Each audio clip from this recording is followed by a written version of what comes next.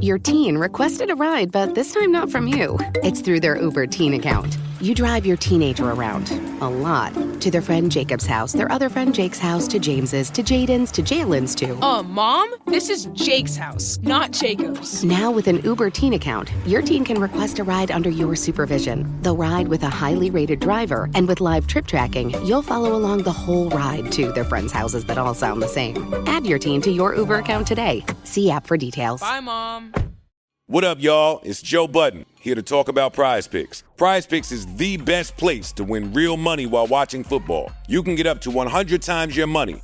Prize Picks will give you $50 instantly when you play your first $5 lineup. You don't even need to win to receive the $50 bonus. It's guaranteed. Just download the Prize Picks app and use code SPOTIFY. That's code SPOTIFY on Prize Picks to get $50 instantly when you play a $5 lineup. Prize Picks. Run your game. Must be present in certain states. Visit prizepicks.com for restrictions and details. I feel like what we've done is make everything worse for everybody. Like, this whole episode is just about making everything worse. No, I will frequently say, if I just come in and muddy the water and then run away, I've done my job.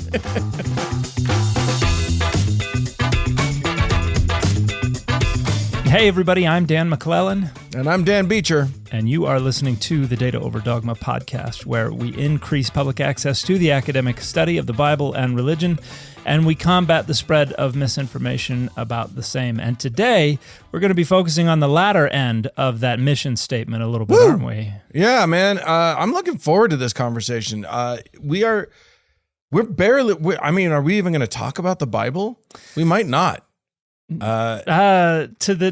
might brush up against it. Yeah. Maybe one or two passages, but that's it. Yeah, so we're doing two "What is that?" segments. We're gonna ask some pretty big questions, and they're questions that are sort of increasingly important in today's kind of cultural landscape, I feel like.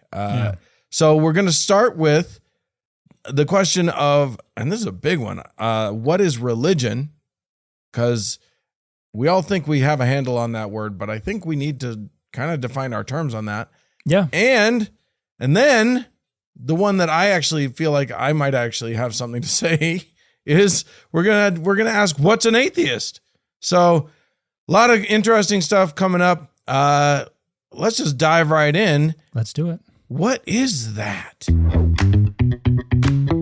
And our first "what is that?" is religion. So, yeah, like I said earlier, it almost feels like intuitively we all feel like we have an understanding of that word. Yeah, until you start to break it down. So why are we asking this question? I think we're asking this question because where the boundaries of the concept of religion are increasingly contested and are becoming increasingly important, not just not on social media and in general social discourse, but even in the law and in the way that our governments function. And in a lot of different ways, it is becoming increasingly important to be able to determine what is and is not a religion. And different countries have different degrees of clarity regarding that. Like, there are some countries where there are certain groups that are considered religious groups by the state, the government here, but in other countries, they're like, nope, not religious groups, sorry. Right. And so this has far-reaching implications. But you mentioned it seems kind of intuitive that we know what a religion is. And this is common for most words that we see used frequently. If we have a backlog of experiences hearing words being used in reference to certain concepts or items or entities, we just intuitively kind of generate a concept of what that thing is. And so a lot of people, when they try to think about what a religion is, what they're going to do is just retreat into their mind and just try to imagine the imagery, the conceptual field that is evoked by that word, and then try to describe or define that. And people think, okay, that's religion. The problem is as we've talked about before, I think we've talked about prototype theory and cognitive linguistics a little bit before. The problem is that that's entirely relative. It's going to be different for every person because we all have different experiences. Right. And so if we try to retreat to this is the conceptual package that is evoked in my mind when I hear that word, great. That doesn't really have any authority outside of your mind. So it's that definition of I can't remember which senator said the definition of pornography. Well, I don't know how to define it, but I know it when I see it. Sort of thing. Yeah, that's that was a Supreme Court justice, and that's Was it? and it actually raises a very good point that you can't define conceptual categories, at least not in a way that is analytical and objective and clear. And this I get flack every time I bring this up. You just can't. It's just an impossibility, and people are like, I can do it. Great. Knock yourself out. You will never succeed. You will convince yourself you've succeeded, but I bring up things like furniture or game, or we could even go to pornography, or you go to a lot of different things. And I challenge people to define them, and usually they'll just look in a dictionary, and then they'll come up with something. It's like, okay, great. Except for there are a bunch of exceptions to that. Right. That definition ropes in a bunch of things that are never referred to by that term, and it also leaves out a bunch of things that are commonly referred to by that term. Right. And so you have not defined the term, you have just arbitrarily set up boundaries based on this false presupposition that all conceptual categories are reducible to necessary and sufficient features, which is, and please excuse me if I'm getting a little heady, but which is an Aristotelian assumption about typologies, about how categories function. Because we tend to think of categories as boxes, it's either in or out. The reality is our minds create and curate and use categories by focusing on the prototypes, the centers of the category, and kind of ignoring what's going on in the periphery, where the boundaries they don't exist until you create them, and they're usually contested. So, the minute you write a solid boundary, like you say, somebody's going to come up with something, and then you're going to, okay, well, we'll do a little carve out for that, and then somebody's like, but wait, inside the boundary that you said there's this, and that's not right. Oh yeah, let's carve out, let's change you're always going to be changing your boundaries. Yeah. And this is something that Wittgenstein noticed 80 some odd years ago in his philosophical investigations. He said, can you, originally it was in German, I don't remember the direct translation, but basically said, can you draw a boundary around the concept of game? No, because you've never had to. Right. You can create one, but you don't discover one. You don't dig one up. You create one if you need one. But until you need one, you don't need a boundary. And you start asking your question, does it include both board games and baseball? Does it include okay, well, it includes that, and it gets bigger and bigger, and then eventually you get to like, does Russian roulette count? And I don't know. That feels not like a game. And basically what we're doing is we're taking all the things that have been given that label, and then we're trying to find features that are shared by all of them and only by all of them. Right. And that's the presupposition that they can all be reduced to necessary and sufficient features. But that's not how categories develop. That's not how the category of religion developed. And so when we're talking about religion, this is another thing where we can't define it, and it's not because there's anything wrong with the category. It's not because there's anything special about the category. It's a conceptual category, and it can't be defined. Only it's a lot more critical to a lot of people today to be able to create those boundaries than it is for like the concept of game or furniture. Not high stakes for those words, but when it comes to religion, there are stakes. So I was going to say that like one of the things I recently, not all that recently, but fairly recently on my other show, Thank God I'm Atheist, we talked about some right-wing groups here in the U.S. that were political groups. They're political activism groups from a Christian right perspective that have now decided that they are, or have declared themselves to be religions so that they can be so that there's no scrutiny of their finances, because while they were already 501c3 organizations, meaning they were nonprofit organizations here in the United States, if they declare themselves to be religions, not religious in their purpose, but religions, but actually religions, then they don't have to do filings with the government about what they're doing with their money. Yeah. So like that's a real world consequence to realizing that why we might need to define these terms a little bit more specifically. Yeah. Yeah. Now, when we go back into the ancient world, a lot of people want to start with the etymology of religion. Most scholars would say it seems to come from this Latin word religio, but there are a handful of other words that are understood to kind of occupy the same conceptual space. Pietas, fides, lex, secta, cultus. These are all Latin words that kind of are surrounding the concept of religion. And then in Greek, we have threskia, which is the word that we actually find in the Epistle of James. And then an adjectival form in the Epistle of Peter, latria and evsevia. And these have to do with laws or worship or something like that. But religio is the base, most likely, for our English word religion. And so people say, oh, we've got that word in ancient Rome. And it's like, okay, well, let's look at the way that word is used in ancient Rome. We've got a play, a comedy called Curculio, written by Plautus. And there's a part where somebody is explaining, telling a story, and he says he was going to leave. Says, somebody calls me back directly and invites me to dinner. He says, I had religio, so I could not decline. And so how is religio being used here? If you look at the way that religio is used in Latin, it seems to have to do, it's almost like scrupulosity. It's this notion that I feel an obligation to meet a bunch of social standards and expectations in relation to my relationship with other people as well as with God.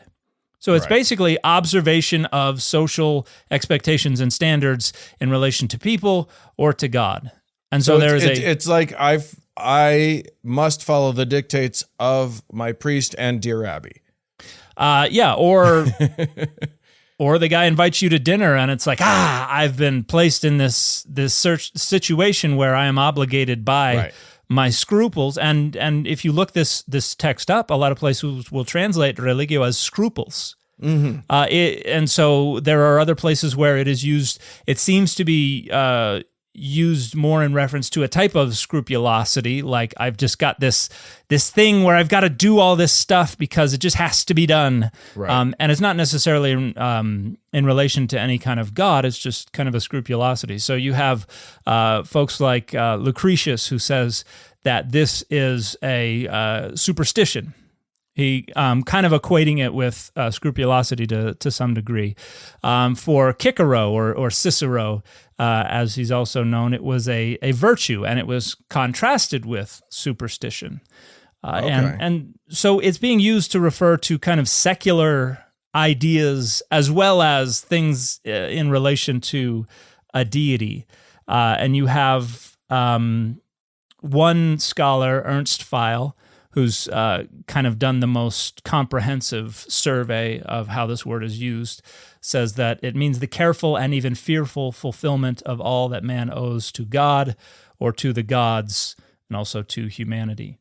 And when we get into early Christianity, when Latin is starting to take over from Greek, you have folks like Augustine, saying we don't want to refer to following Jesus as a religion because it doesn't necessarily have to do only with our relationship with God. He says, religio is to be observed in dealing with human relationships, affinities, and ties of every sort, not just with our relationship with God. And so he thinks religio is not applicable to Christianity, to the followers of Jesus. That makes sense. So I mean, for that use of that word, which is a different word than our word religion. Yeah, so that's the Latin from which we get the word religion, but we also have already within Christianity the Latin fathers, quote unquote, who are responsible for developing the use of this word within Christianity. Later on, in Latin and in other languages, they're going to start talking about how Christianity, true religion, is Christianity, but we got a ways to go to get there. When we get into medieval Christianity, this Roman usage is still in vogue, but then you also had an additional sense. Because religion refers to kind of the scrupulous observation of these relationships with humans and with gods, religious begins to describe those who dedicated their whole lives to the scrupulous and withdrawn service of God. In other words, a religious person was a member of the priesthood. But you could so to become religious was to join the priesthood. Right. And become like a monk or something like that. Okay. Oddly enough, you had two different tracks within the priesthood. You could become a religious member of the priesthood, or you could become a secular member of the priesthood. Oh. They both referred to the priesthood and being some kind of monk or priest or something like that. In fact, we have a text from Canon 13 from the Fourth Lateran Council says, whoever wants to convert to religion should enter one of the already approved orders. So the monastic orders, there are religious and secular monastic orders within medieval and later Christianity. So in this sense, religion is not what we widely understand it to be today. And we have, we begin to have religion kind of interiorized and universalized in the 14th and 15th centuries as we have humanist Christians applying Neoplatonic frameworks to Christianity. And a lot of this is coming in reaction to what's going on with the Crusades and with the fighting with Islam and stuff like that. And so two that stand out are Germany's Nicholas of Cusa and Italy's Marsilio Ficino. They were Neoplatonist Christians, and they both talked about religion as something that was innate to everybody. And this is an innovation. Yeah. And one of the reasons they're doing this is because they're seeing Islam and Christianity going to battle. A lot of people are dying. There's conquest. There's property and land changing hands and everything, and they're trying to find a way to kind of harmonize things. They're the why can't we all just get along folks of this time period. And so we have religion as this scrupulous observation of responsibilities towards God. And this is somewhat related to the idea that if you're a member of the priesthood, then you could be a member of a religious monastic order. And so Cusa talks about trying to end violence by suggesting that the different rituals and rites and cultural conventions between Islam and Christianity are reducible to the same religion. He says there was only one religio in a variety of rites. And so he's talking about religion as an interior innate impulse to observe these responsibilities related to God, but it gets shown through a sociocultural filter that's different for Islam than it is for Christianity. So we're getting to an idea that could almost be described by the modern word spiritual or something. Where like piety or something like that. There's an innate sort of connection to the divine, and the outward expressions of those things can be different in different in different groups, but the religio itself is this thing that lives inside everybody, and an internal innate kind of pull towards God. And then about 20 years later, we have Ficino describing religio as a universal constant, as natural to humanity as barking is to dogs and neighing is to horses. So it's an intuition. It's one of those things. And so despite the illusion of all kinds of different rites and rituals, he writes in one place, all human opinions, all responses, all customs change except religione. that Interesting. impulse to God is shared by everyone and is the same. So we're still. I will say that my experience is that impulse toward divinity is probably more present in dogs, and barking is just as likely in humans. Yeah. So that would be my quibble with that person, whoever. And we had one dog that never barked, and then we were like, hey, let's get another dog. Barks all the time. So we have a very religious dog, and we basically have an atheist dog. A secular dog, okay. Yeah, and I much prefer the secular dog. Especially when I'm trying to get work done, and the neighbor's dog is out back, who is also very religious.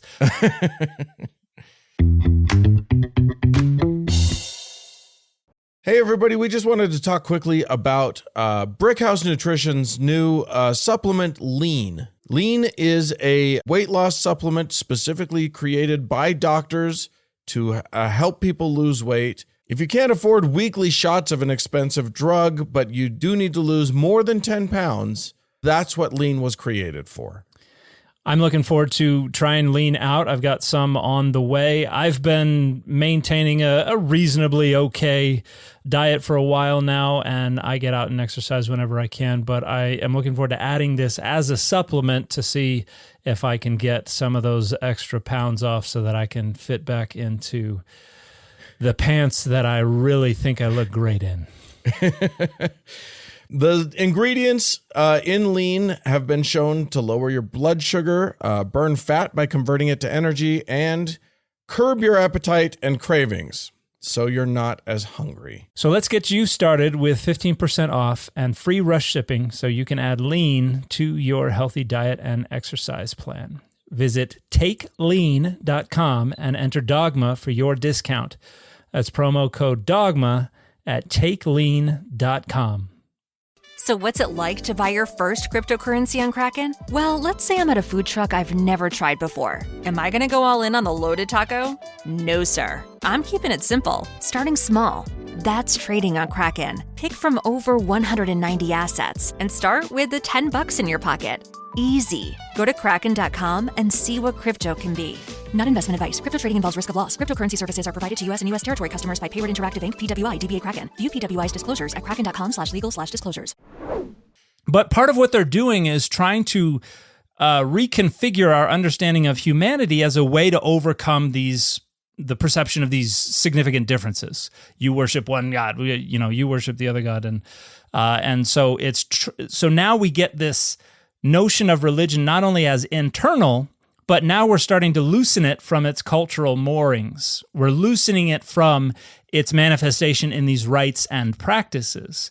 And so this is not an enormous leap conceptually, but it sets the stage for the Protestant Reformation. Because one of the things that the Protestant Reformation is all about is trying to dislodge the church from state power. And so if religion is now this innate impulse that is universal and is not directly tied to certain priesthoods, certain rites, certain ordinances, all that kind of stuff, then that means that the Catholic appeal to power and the priesthood and the rites and all that kind of stuff is not fundamental, necessary to the practice of religion. And so this developing concept helps the Reformation along by allowing them to generate a new concept of religion as unconnected to priesthood rites and rituals and the material trappings of the Catholic Church, and also the power associated with it, because they thought of you had this concept of religion and secular. You had it in medieval Christianity with the different monastic orders, but around the time of the Reformation, the religious and the secular were two different arms of the Catholic Church. The religious was the ecclesiastical arm. I'm not 100% sure that I understand what the distinction there is.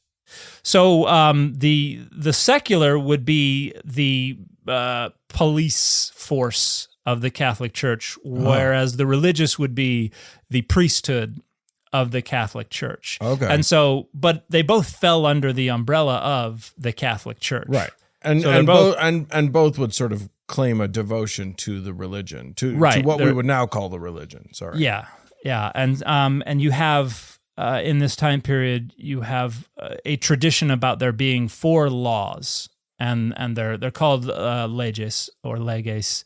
The heathens, the Jews, the Christians, and the Mohammedans is how these texts are generally translated. But notice they're referring to these as laws. These are the collection of cultural conventions and requirements and everything like that, which is distinct from the developing concept of religion, which the Reformation is trying to turn into this kind of abstraction of what the Catholic Church has long been doing. So they're trying and to. It just occurred to me to note that it should be said that this is a purely Eurocentric 100%. Yeah. We're not talking about anything but like just sort of how Europeans saw things through time. And this is going to be incredibly important because it's Europeans developing the concept, and then when they start realizing there are people outside of Europe, right, what they're going to do is how basically dare they? They're going to take the conceptual lens that they created and they're going to impose it upon the other people. Right. So like in the 19th century, you had confrontations with Japan, and America went over there and they're like, hey, we'd like to start up a relationship. We want to do trade and all this kind of stuff. And they're like, great, that sounds awesome. We do too. And they're like, great. First thing we need though is we need to write up some rules and regulations. What religion do y'all follow? And they're like, we don't know what that is. Right. And they were like, oh, well, here's what a religion is. And basically saying, okay, you have to come up with something that meets this set of rules. And they were like, we don't have anything like that. Let's make something like that.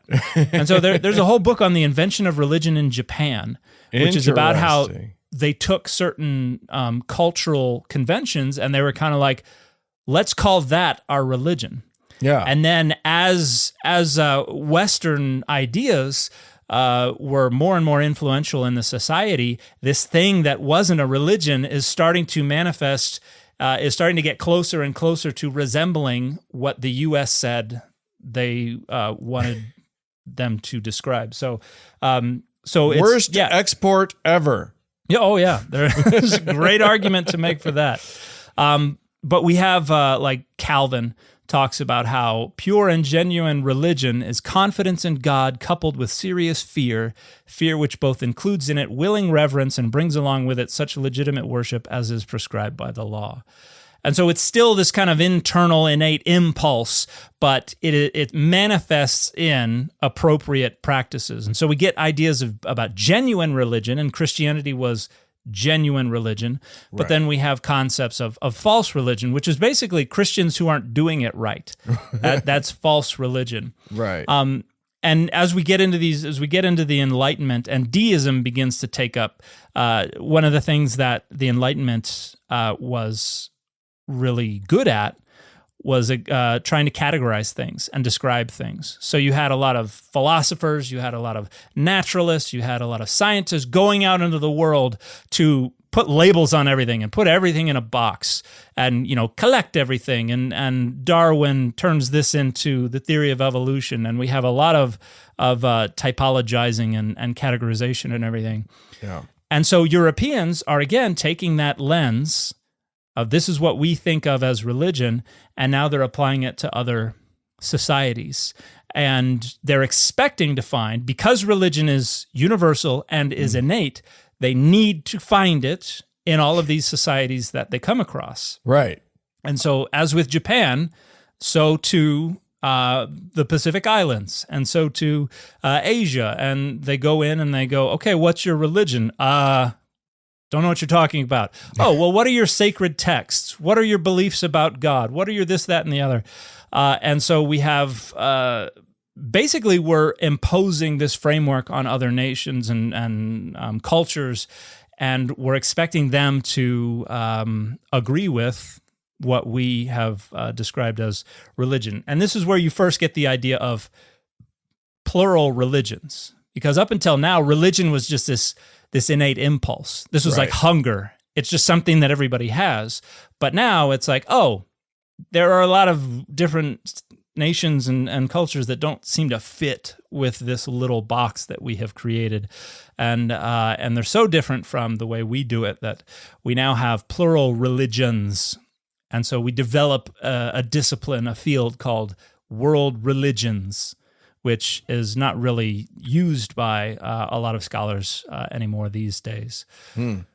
But are you saying that the world religions class that I took when I was in college, those many almost 30 years ago, is worthless now? Is that what you're saying?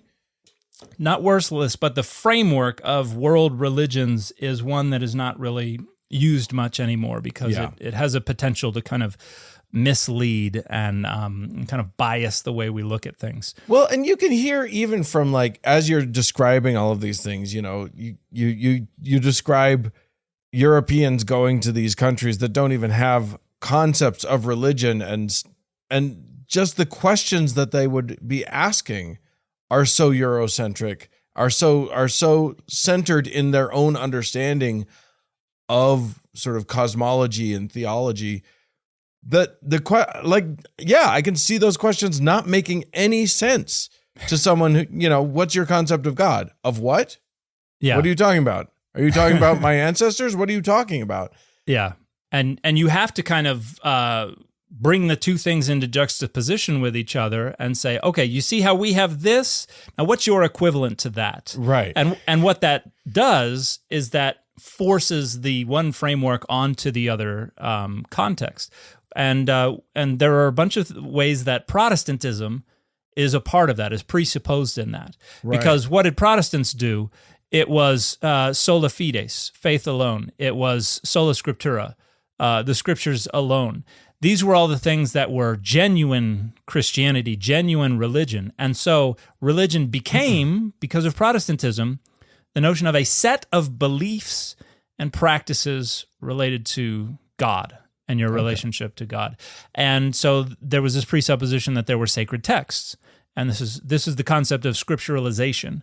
And so we go into, we think every religion has its own scriptures, but really that's just us taking Protestantism and superimposing it upon other cultures and trying to find something that matches that that datum in our framework. Right. And so we talk about other, the Bhagavad Gita and other texts as their scriptures. Right. And it's like, that's importing a whole lot of presuppositions about how these things function and their nature that might not fit how they actually came about or how they were understood before we came barreling in and said, this is your Bible. Right. Yeah, exactly.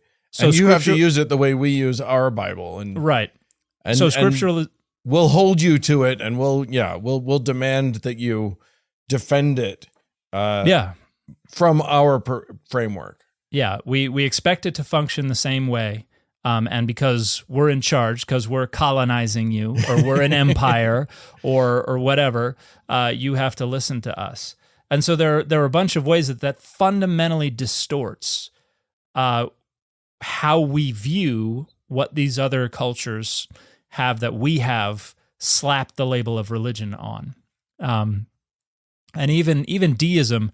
So Lord Edward Herbert of Cherbury is known as kind of the grandfather of deism, but he went through and he was like, hey, guess what? I've got these 5 rules of religion.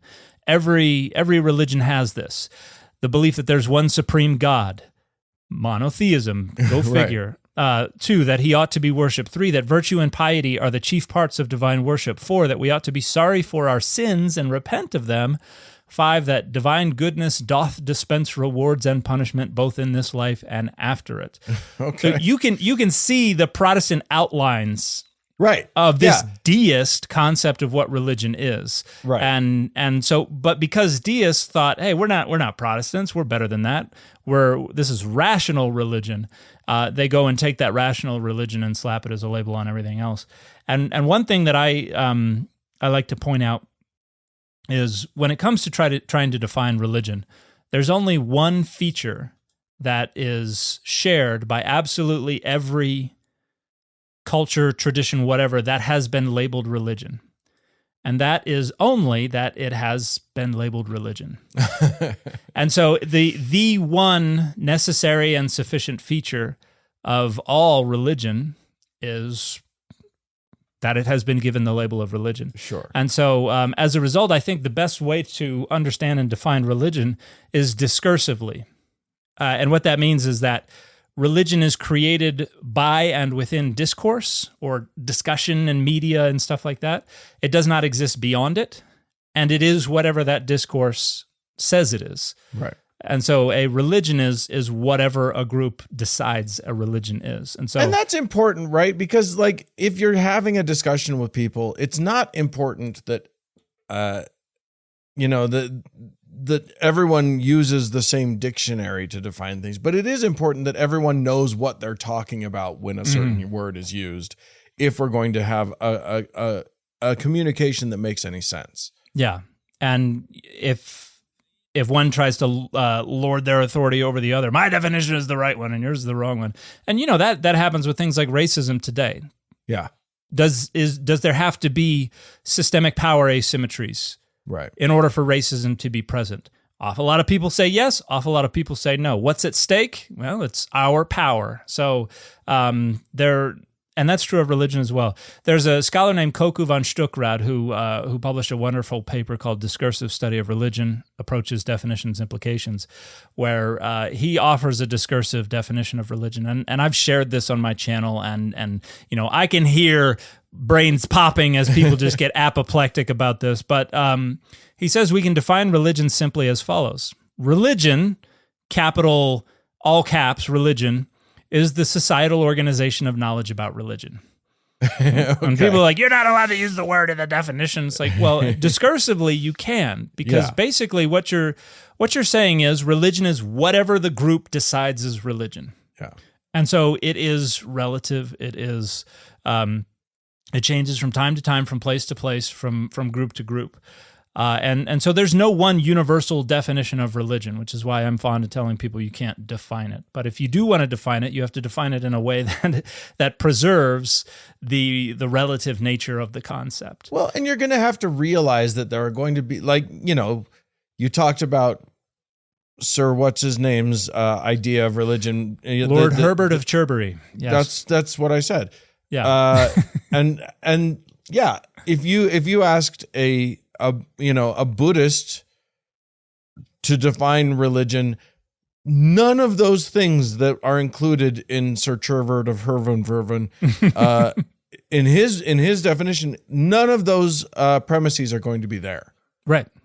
And so anytime you try to draw those lines, somebody else who practices a religion is going to disagree with your definition of a religion. It's kind of like the way people want to draw lines around the word cult, which is, always an inflammatory word. It is not. It's a word that like you can't use without offending somebody. And I think it's fundamentally a pejorative term. Yeah, I think that's the way it's functioning. It's not. I don't think it's an analytically useful term, and a lot of scholars are on the same page there. But continue. I agree with that. I mean, it's just one of those things where it's like at some point, for most uses of the word cult just means a religion that I don't like or that I'm scared of. Exactly. Or something. Yeah. So yeah, I mean, I think that's really interesting. I'm glad that the conclusion is, because like that's a more useful place to land than just I mean, at very least, we're not setting any, planting any flags, and we're realizing that like people who do plant flags are doing so in the service of structuring their power. Yeah, because it doesn't serve their interests to recognize that, hey, man, this is all relative, right? Because that's not going to help them much. And one example of how this relates to study of the Bible, people talk about religion in the Bible all the time. And when they do that, they approach it as a question of belief. And belief is primarily a Protestant. It is centered primarily because of Protestantism. Now, Protestantism is what developed our modern Western notion of religion, and so that's why it's central. But there was a book called The Meaning and End of Religion by a scholar named Wilfred Cantwell Smith, And he writes, so characteristic has it been that unsuspecting Westerners have been liable to ask about a religious group other than their own as well. What do they believe? As though this were the primary question, and certainly were a legitimate one. But when we look at these practices elsewhere, they may not have anything to do with belief. It's like, why are you doing this?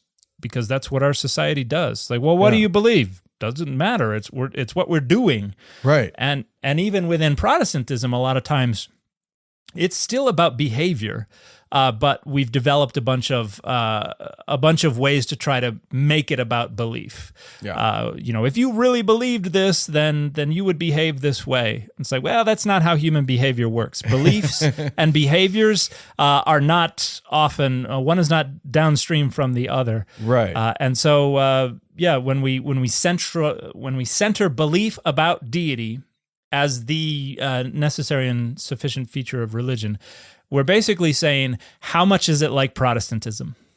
And right, okay.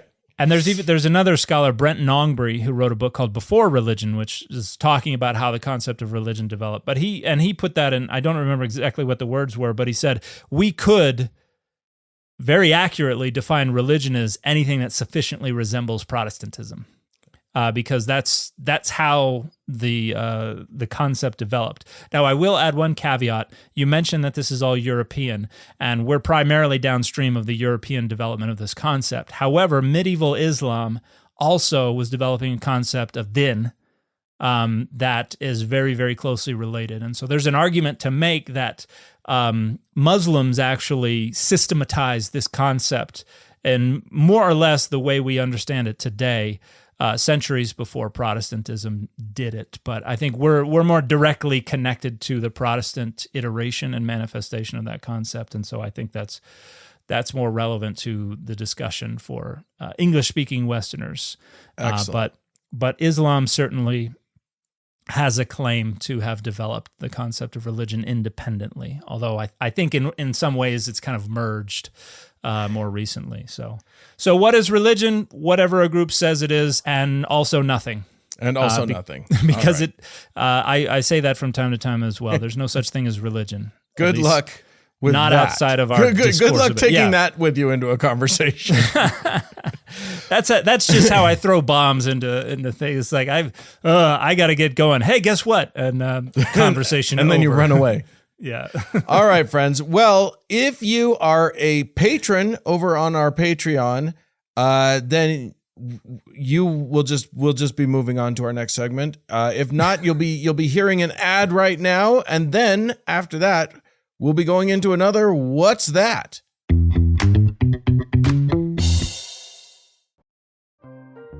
This episode is brought to you by Atlassian. Atlassian makes the team collaboration software that powers enterprise businesses around the world, including over 80% of the Fortune 500. With Atlassian's AI-powered software like Jira, Confluence, and Loom, you'll have more time to do the work that matters. In fact, Atlassian customers experience a 25% reduction in project duration per year. Unleash the potential of your team at Atlassian.com. Atlassian. Introducing our biggest GMC Acadia ever, offering bigger screens, bigger views, and even bigger journeys. Live your biggest life in the all-new GMC Acadia. So, our second What's That is kind of about the opposite of religion. And since we just decided that religion is nothing, then the opposite of nothing is nothing or something. Anyway, I don't know. I think we're probably going to come to a similar point, but there is a lot of talk on my TikTok feed. I don't know about yours. I assume yours as well, about what is or is not properly called an atheist. So I don't know. We haven't really discussed how we're going to dive into this. Do you want to start the conversation? What do you want to do? Yeah, I'm happy to start. I'll make 2 points to start off, and then we'll just see where the night takes us. Okay. The early afternoon. So the first comment I'll make is that the word atheism actually is ancient. Goes back to ancient Greece. We see it in 2nd, 3rd century BCE. in reference to the irreligious, and specifically, and we just talked about how religion isn't a thing, but irreligious in the sense of opponents of the state requirements regarding worship and things like that. Okay. And so this is a concept with a much longer pedigree than our contemporary concept of religion.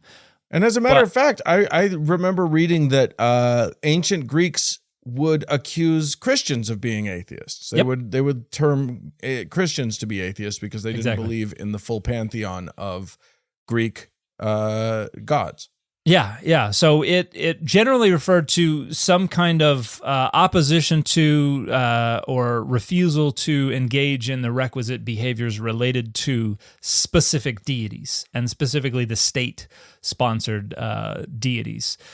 But and one thing I want to point out is that the term atheist, describing an individual, I think points out that what we're talking about is the behaviors of people, and so atheism and what it means to be an atheist is wrapped up in an identity, and so I want to suggest that atheism fundamentally is about membership in a group and an identity. And the same is true, I think, of religious, when we talk about religious people and the adjective religious, and the concept of Christian, the concept of Jewish, the concept of Muslim. These have historically always been used to refer to people who are representatives of a group, both negatively, so from the outside, people accusing others of being atheists, and internally, people identifying as atheists or identifying with atheism. And I know that's going to rub some folks the wrong way, but I think we're going to get to why I think that is as we get to atheism in the modern world. But yeah, it becomes a tricky thing, right? Because I think that most atheists now, and you know, as we've talked about with religion, the word religion. The word atheism has meant a lot of different things going down through history. And I think that the word, and I think it's still evolving, and I think people want to really nail it down. Yeah. And they do it for the same reason that they want to nail down the word religion. They want it to mean what is most convenient for me. Mm-hmm. And the me, you know, if the me is a Christian who wants to sort of demonize atheism, they're going to have their definition that they hold to very strongly. Yeah. And if it's an atheist who wants to sort of lionize atheism, they're going to have their definition that they hold to very strongly. I would agree with that. And I get accused of being an atheist all the time. And it is an accusation. What a horrible accusation. You must feel terrible. People treat it as an accusation. It's like when people use the word gay as an accusation. Right. It's like, I'm not offended by that. I'm offended by you thinking that that's offensive. Yeah. But it's because they want to excise me from their group. Because when I say, I'm a Christian, but I've compartmentalized my Christianity over here, right here, I'm just doing scholarship. And they're like, you can't have that. You're an atheist. You're a closet atheist. Right. Because that's the way that they protect their worldview and their understanding of what religion is, what Christianity is. Right. But there's a wonderful book. I mentioned it before we started recording. Tim Whitmarsh published a book called Battling the Gods, Atheism in the Ancient World, which is a great discussion of how the concept of atheism seems to have developed anciently. And a lot of it has to do with the fact that within the law, within culture, within philosophy, within a lot of things, as people are trying to analyze things and find origins and reasons and explanations for all kinds of stuff, including history. Historians are often trying to figure out why things happened. Between like the 6th and the 4th centuries BCE, a lot of Greek thinkers started moving away from the God did it explanation and started coming up with more humanistic, more rational explanations for, why some general did what they did or why a battle turned out the way it did. So like Herodotus is one of the folks that Whitmarsh talks about, coming up with explanations that don't punt to, this was the gods responsible for all of this. And so this later down the road would turn into kind of, we don't need the gods to explain stuff anymore because we have better explanations. But like you said, Christians were accused of being atheists because they rejected the state gods. They rejected everybody else's gods. And even though they believed quite fervently in their own deity, not everybody else, but others accused them of being atheists because an atheist was not necessarily someone who didn't believe God exists. It was not the absence of belief in gods. It could include the presence of belief in gods, but it was a opposition to rejection of specific deities. Right. And then as we get into the medieval period and into the modern period, you see it being used. It kind of gets appropriated by folks who were rejecting the existence of other gods, and it begins to be taken up as an identity for those people from the accusation. So that's you defang the accusation by adopting the identity. And then we get into the modern world. It begins to be used primarily as a reference to anti-theism, rejection of the existence of gods. And then the one I wanted to get your thoughts on, and the one that I've seen, I want to say, like, it really starts to ramp up post 9/11. That's when I begin to see it popping up the most. The idea that it's just the absence of belief in deity. And you mentioned that people understand these terms in ways that serve their interests and their structuring of power. And I see this as an example of that because it seems to me that this facilitates the argument, everybody's born atheist, which means that our club, our group is everybody until this mind virus or whatever takes over. And so it's a way to assert that this is the default state of affairs, and any other state is a corruption or a fall from the default state. I would quibble with certain parts of that. Quibble. What I would say is that that definition of atheism, and it's one that I probably would use myself with maybe some difference, but we can get to that. But my idea is, I think that what happened was, towards the end of the 19th century and into the 20th century, there became a lot of question in the philosophical world about like, how do we ask the questions about God and about whether there exists a God. And it became a philosophical question rather than anything else. And how do we prove that God exists? And rather than it being just an assumption that God does exist, how can we philosophically explore this idea? And I think that it became a question of, what does the evidentiary landscape tell us about the existence or non-existence of a God or gods? And that's, I think, where people started to become more interested in aligning themselves with a position along that spectrum, rather than a position rather than a religious position. It's a position of, I have, when I assess it's an epistemological.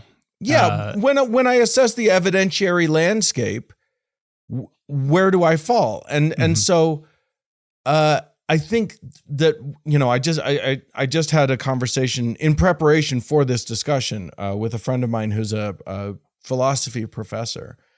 And because I kind of wanted to steel man my my own arguments about the word and like really know what my thoughts were. And I actually, as of this morning, I've kind of changed my thinking about the definition of the word atheist and agnostic, because up until this morning, I was kind of using the words separately as being used as sort of asking two different questions, right? So atheism asks the question of belief. Do I believe in a God or do I not believe in a God?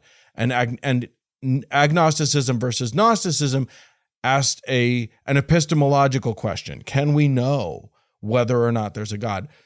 And it turns out that that's not a very useful way of thinking about agnosticism, because any honest person who presumably hasn't met God would say we can't know for sure, which then renders everyone functionally an agnostic. You know what I mean? Like I'm an agnostic atheist and you're an agnostic theist. And like, how useful is that term then if it can apply to pretty much everybody? Yeah. So I liked what we came to, me and my friend Jim, this morning, which was that an atheist is a person who looks at the evidentiary landscape and decides there is insufficient evidence for belief in a God. Okay. A theist is someone who looks at the evidentiary landscape and decides that there is sufficient evidence for a belief in a God. Okay. And an agnostic is a person who looks at that same landscape and says, I don't have enough information to decide one way or the other. Now, what do you do with the folks who are believers, who are theists, firm theists, but say it's not a matter of knowledge, it's a matter of faith, which is not so much about the evidentiary landscape as it is this decision based on whatever they decide their decision is based on? Because you will every now and then run into folks who are like, people who are trying to prove it are just lost. That's not what faith is all about. So we don't need the evidence. And I think that's like one of the frustrating things that I think we need to acknowledge about these questions is that they're messy. This is a messy question, and it doesn't work the same way other philosophical questions work. Yeah. There is like the word faith is kind of a conversation stopper. Yeah. You know what I mean? Like I can't move past that word. If you want to say, I just have faith, that's fine.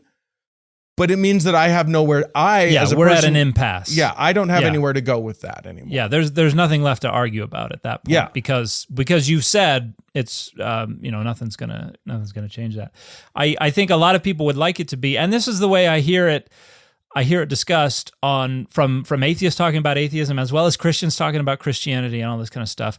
They'll say, it literally means, and it's like, no, you can't, there's no paper you can rub on this word that's going to turn pink if the person is actually an atheist. It means whatever people use it to mean. Right, yeah. And you explaining that the origin of the word is a meaning without and theos meaning God doesn't help us. Functionally. That's the etymological fallacy. And that's very, very common because people would like to be able to nail it down and have the authority to say it has been nailed down. And the reality is, no, it's not ever going to be nailed down because as with religion, it's subjective, it's relative. Right. It's a conceptual category. You can't define it, you can only describe it. And so everybody's going to have different understandings of it. Yeah. And I think when you start to hear people talk about it, you'll hear people talk about weak atheism versus strong atheism or implicit atheism versus explicit atheism. And, if that's a useful term in terms of, having the conversation that you want to have, I guess that's fine. But yeah, I think it's fair to say that everyone's going to use all of these words in the way that they find useful and meaningful. Yeah. And if you want to have a meaningful conversation that isn't just about, you structuring your power or you proving that you're right and everyone else, the other person is wrong. If you want to have a meaningful conversation, you're going to have to sort of work to understand terms. And I think a big part of that is being comfortable with leaving things as they are with tension and with recognizing, okay, you think about it the way you're thinking about it, I'm thinking about it the way I'm thinking about it. Maybe it's not about convincing the other person that our worldview is better. Maybe it's about understanding people better so that you can move forward more productively. And different ways of thinking about it will be more useful in certain conversations than others. So, for instance, my definition that I proposed is useful in a philosophical context. Mm-hmm. But as you point out, it's not useful. The second someone says, I'm not. I would say the person that you propose who says it's just faith. I would say that they are still using evidences. They like most people when they talk about their faith say, my faith comes from the fact that I had this very potent experience when I was reading the book, or my grandmother was dying and I prayed and she revived, and or any number of experiences or ideas that I say are part of the evidence that they are using to support their theist assertions. But maybe that's not totally fair. As you say, it may we're in the mystical. The beliefs can be sort of outside of the realm of, once we get into a subjective thing that cannot be, you can't be exported to other humans. Yeah. Your personal experience that you had reading the Bible might be deep and important to you, and the thing that your faith is based on, it's worthless to me. Yeah. And so like I say, that's a bit of a conversation stopper if we're going to argue about whether or not God exists. If it's about somebody trying to win, then yeah, that's frequently not going to be successful.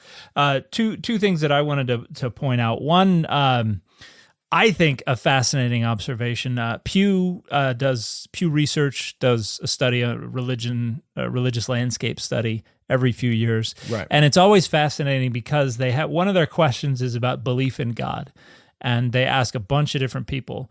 They're absolutely certain there's a God. They're fairly certain. They're not too certain, not at all certain. They don't know. They do not believe in God. And then there's, I don't know if I believe in God. And it's fascinating because every year that they do this, people who identify as atheists, there's about 3 or 4% of self-identified atheists who are certain there is a God. And then on the religion side, you have, I'm looking at the chart right now, 27% of Buddhists say, nope, there's no God. 10% of Hindus, 17% of Jewish folks, and then single-digit percentages of different Christian denominations where people identify as Christian and are certain that there is no God. And so when we think about it as an identity, there are people who identify as certain religious groups or as atheists because there's a social aspect of it that they want to be a part of, right? That and they report either not believing God or in believing in God in contradiction to what we imagine to be one of the necessary and sufficient features of that identity. And so, yeah, you said earlier it's messy, and I think that's that's an incredibly important observation, that it is messy, and the more we try to reduce it down to simple binaries, the more distorting the discussion becomes. Right. Well, and there's also a whole bunch of people, when we talk, when people bring up things like, Pew studies or other studies, and they want to know how many atheists there are in the United States or whatever. It's like, well, okay, good luck finding out from a study, because there's a whole subset of people that I would say are atheists who would never self-apply that term because there's social stigma attached to that word. And so, there may be a whole slew of people who would never say that word to a pollster who's asking them, but functionally, as far as any definition that makes sense to me, they are. So it's tricky. Yeah. So I feel like what we've done is make everything worse. for everybody. Well, this whole episode is just about making everything worse. No, I will frequently say, if I just come in and muddy the water and then run away, I've done my job.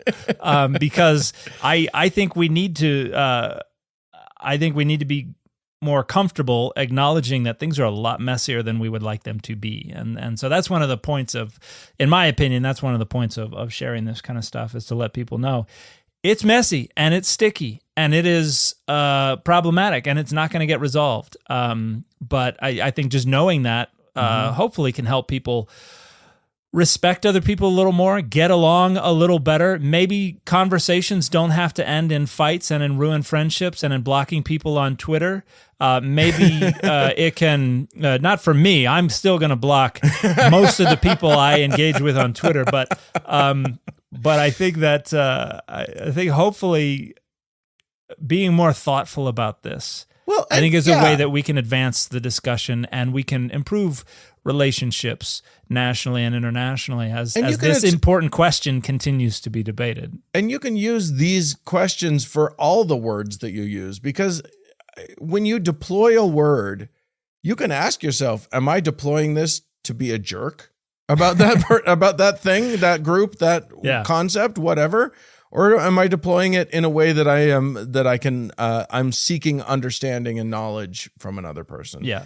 And those are very different ways to deploy words.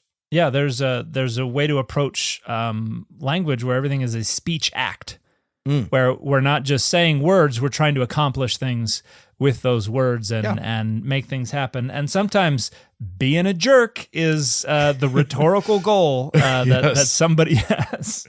I'm certainly familiar with that rhetorical goal. Yeah. But I am definitely guilty of that rhetorical goal. I do my damnedest not to, as much as I can, but every now and then. Well, every now and then on TikTok, I'll scroll through and I'll see that you have a live going on where you're talking about atheism or you're talking about theism or something like that. And when I've stopped to watch for just a little bit, I think you've done an admirable job of trying to stay focused and trying not to take the bait that I think those kinds of debates frequently invite. Yeah. All right. So kudos. Well, hopefully we haven't muddied your water too much, dear listener/viewer. We appreciate all of you for joining us. If you would like to be part of helping make this show go, even though we've ruined your definitions of things, please feel free to become a patron. You can get early access to an ad-free version of every episode over there on patreon.com/Data Over Dogma. At a certain level, you can also get access to our after party, which is bonus content every episode. You can also reach us if you want to by reaching out at contact@dataoverdogmapod.com. And we'll talk to you again next week. Bye, everybody. Data Over Dogma is a member of the Airwave Media Podcast Network. It is a production of Data Over Dogma Media, LLC, copyright 2024, all rights reserved. Have you ever wondered what the science says about certain foods, products, or treatments? Does chiropractic actually work? Should I only buy organic foods? Are GMOs actually harmful? Is adrenal fatigue real? We've got you covered. The goal of the Unbiased Science podcast is to dispel misinformation and misconceptions across an array of science and public health topics. We love to debunk myths and help arm our listeners with information so they can make evidence-based decisions. Make sure to tune in to the Unbiased Science podcast to get all of your questions answered.